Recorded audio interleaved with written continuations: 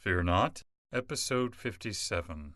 Hi, I'm Billy Atwell, and I believe that consistently facing your fears is the only way to realize your truest self and to make those confident choices that will help you to obtain your deepest held hopes and dreams. I have faith that this podcast series will show you that you are not alone, that it will strengthen you and give you courage to face your fears, and that it will help you to permanently cross over into a life of living beyond your fears. Join me on this journey as we listen and learn from others as they share their experiences in facing and overcoming their own fears.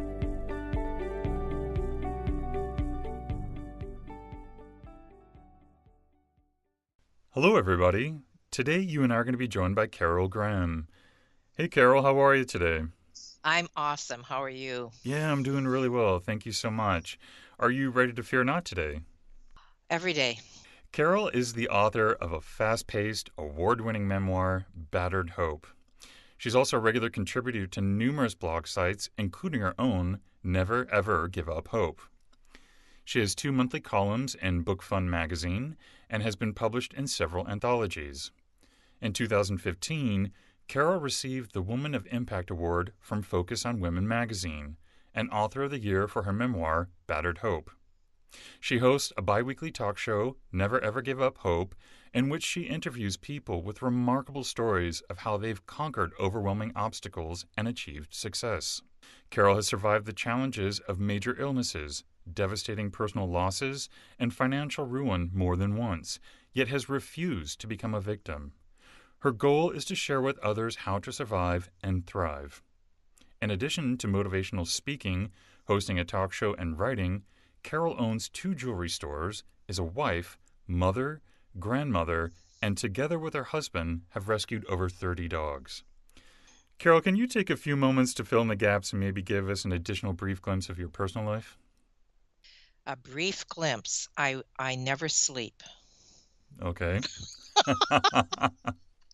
As I'm listening to what you're saying, I'm thinking, "Oh my goodness, that's a busy person." Yes, I rarely sleep. I try to I love working. I'm motivated.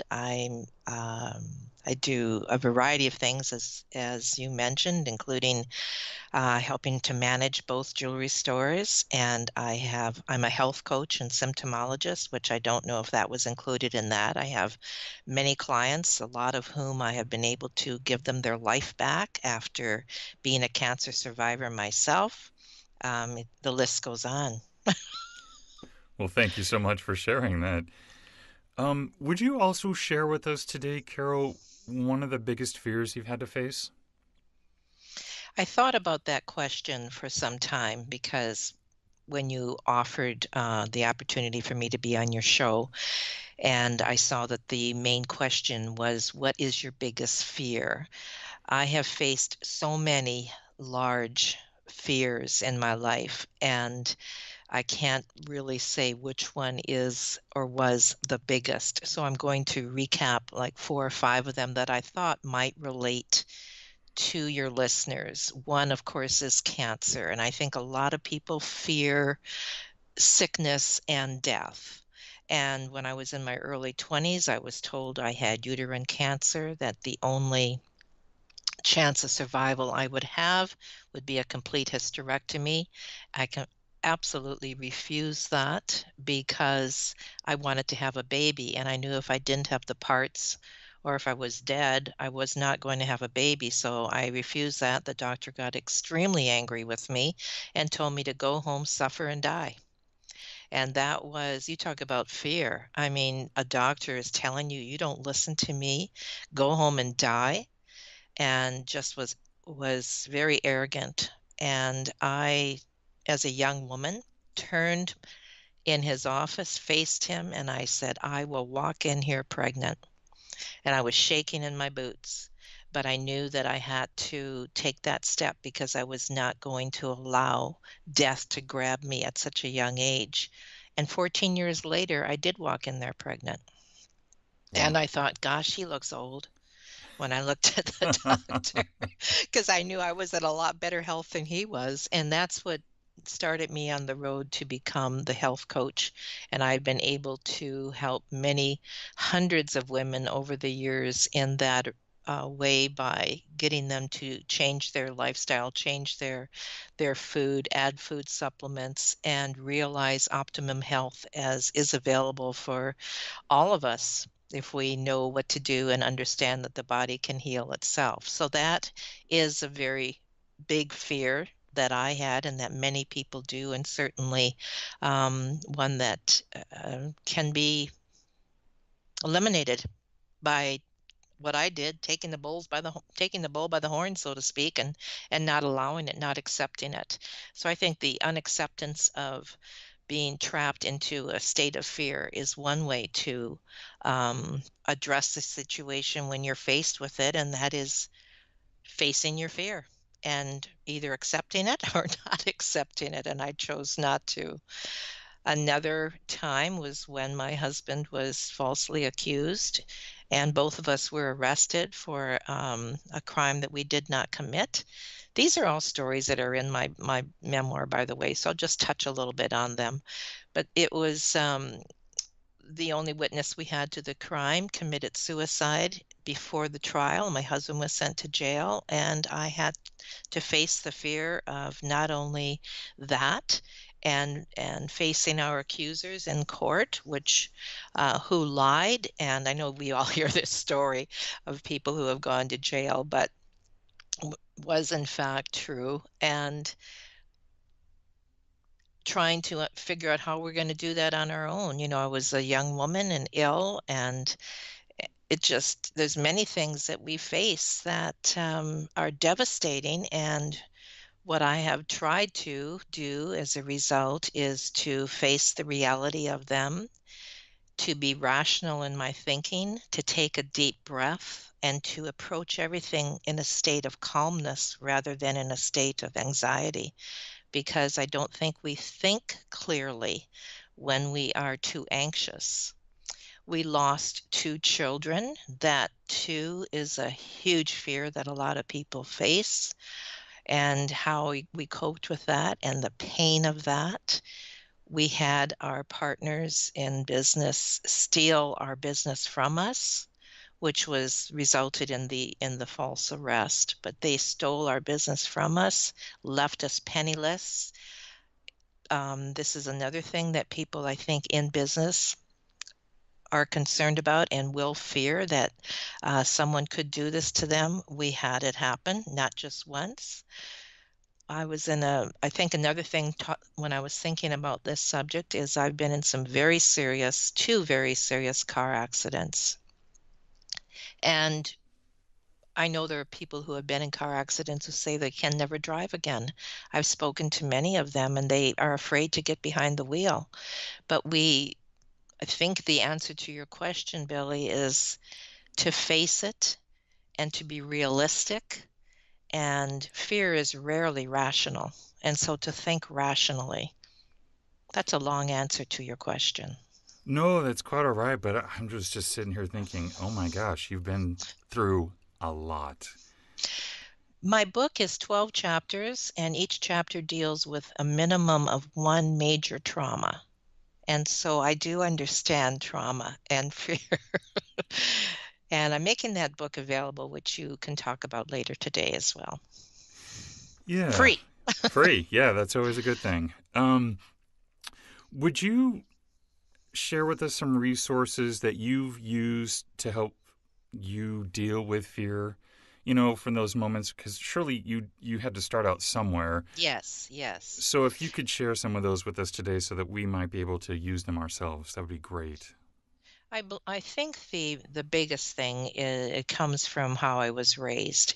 I was a minister's daughter, and my father taught me that I could either live my life in fear or in faith, and whichever one I chose to feed would grow, and the other one would die.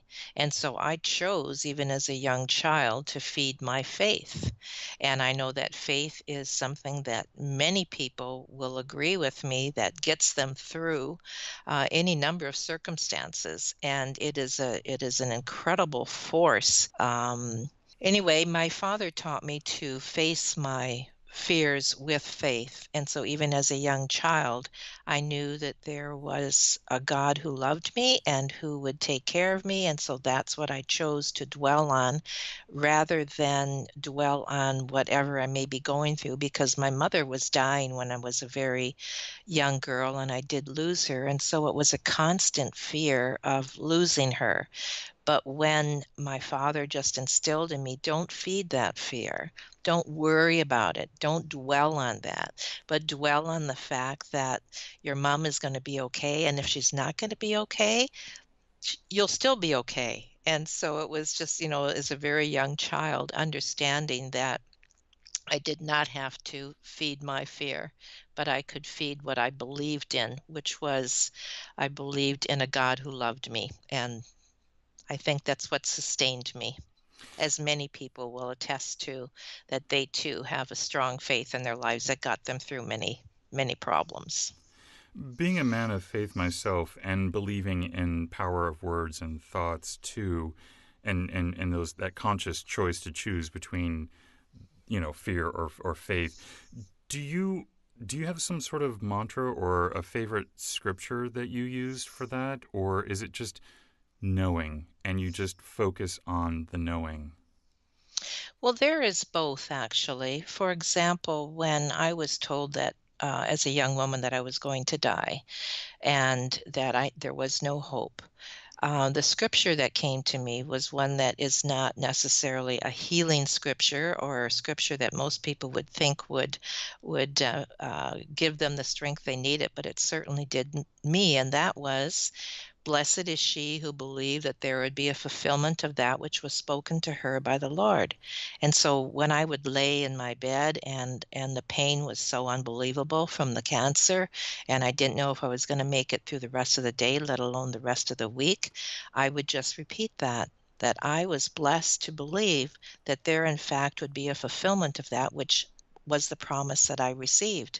And so I never let go of the promise. And so, yes, as a woman of faith, we do have mantras or scriptures that we certainly can use and concentrate on rather than looking at what is happening in the here and now. Because my dad also taught me that faith does not deny reality.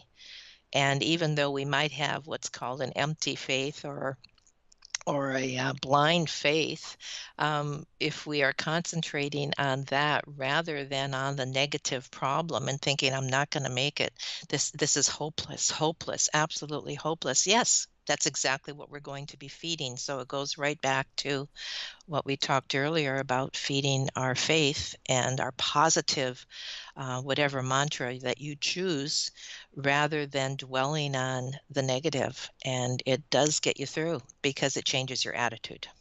Are you ready for the speed run? Sure. What individual, whether fiction or real, has made the most impact on your life? That's an easy one because when I received the diagnosis from the doctor and I told them that I was going to walk in there pregnant, and of course, I had absolutely zero understanding of what I was going to do. 3 weeks later, someone came up to me in the grocery store and said, "I hear you've been very, very sick, and I just want you to come to a lecture at my friend's house." And of course, immediately the antenna goes up thinking, oh, they're going to sell me something. And she's going to talk about nutrition and whatever. This was back in the 70s when people didn't talk about nutrition like they do now. It was not a common household word. And so I did go to that little meeting and I walked away not only with a bag of hope that I had purchased, but with a money back guarantee that I would receive my money back if I didn't get results. I'd never heard that in my life. And I was born sick. I died when I was 9 months old. And so I did not understand how I could possibly go wrong because I was going to get my money back. So yes, that woman totally changed my life because not only did I become healthy very, very quickly, I was completely crippled with rheumatoid arthritis at the time as well as having cancer, and turned my life around, and I owe it all to her. I am um, ecstatic to this day and still very passionate 40 plus years later that I found her, and as a result it has impacted my life to help others like I never thought I would be able to ever. So yes, that is an easy one for me.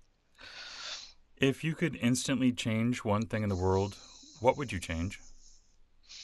If I could instantly change, I think most people would say peace, and I would, of course, have to, for people to get along, for people to care about one another. This is always probably what I think most people would respond. Instantly change. Good question. I think that would have to be that. That people would communicate more. And you hear so many stories of people who make assumptions because they're not talking, whether it's their spouse or their countrymen or their boss or whatever, and things build up. But communication to me is huge. And I'm sure it is with you too, as Billy, because you are a communicator. And when you understand that when you go to the table and you can talk, whether it be countries or individuals or spouses or children and parents, that's what I would like to see, more open communication. What's your biggest weakness? I talk too much. With My biggest weakness. Oh, goodness. What's your biggest strength? I never give up. I absolutely refuse to quit. And that was instilled in me as a young child. And to this day, I just drive some people nuts because you want to fix everything. You don't want to quit until it's done. I work 20 hours a day for that reason, because I can't go to bed if there's something that still needs to be done. So my tenacity. And if you could only have one book to read, what book would that be? The Bible. And do you have a favorite sound? I think a puppy. I'm a dog rescuer, remember? We've rescued over 30 dogs. So yeah, probably a puppy's little noise. And Carol, if someone would like to connect with you, what's the best way for them to do that? Very simple. It would be my email address, the name of everything, my website, my book, and that's Battered Hope, all one word, @gmail.com. So batteredhope@gmail.com. And what parting advice would you like to leave with us today? Never give up. It doesn't matter what you face. Change your attitude if you have to. Look at things with open eyes, not with tunnel vision. And just, if you want to do something, find a way to get it done. Never give up, whether it is your health, your marriage. I heard someone the other day say, when they were asked how they stayed married for 60 years, and they said, "What was your secret?" And the man said, "We stayed married." And I thought that was probably the wisest thing I've ever heard. Now, some people, you wonder, they might kill each other, but I just took that much broader, that, yeah, stick with it, stay with it, don't give up. And then when you realize that you've exhausted all your resources, then let it go if you have to. But more than likely, you'll find a way. That's really great advice. Thank you so much for sharing it. And I want to let everyone know, too, that Carol has offered to give all the listeners today a free e-version of The Battered Hope. So if you'd like to receive a copy of that, just email Carol at batteredhope@gmail.com and she'll send you the free copy. Carol, I want to thank you so much for coming on the show today. Not only sharing your story and your wisdom, but thanks for the laugh, too. I appreciate it. It's been fun. I'm not usually on this side of the microphone, so this was awesome. Thank you, Billy, for having me. Thank you for joining me today. And remember, you cannot achieve everything, but you do have the God-given ability to achieve anything. So stay focused, out of fear, and keep on keeping on. Until next time, be well and peaceful. For more information on today's episode and guest, or for resources that will assist you in overcoming your fears, visit livingbeyondyourfears.com. And don't forget to subscribe to this podcast, where 3 times a week we move to a life beyond our fears.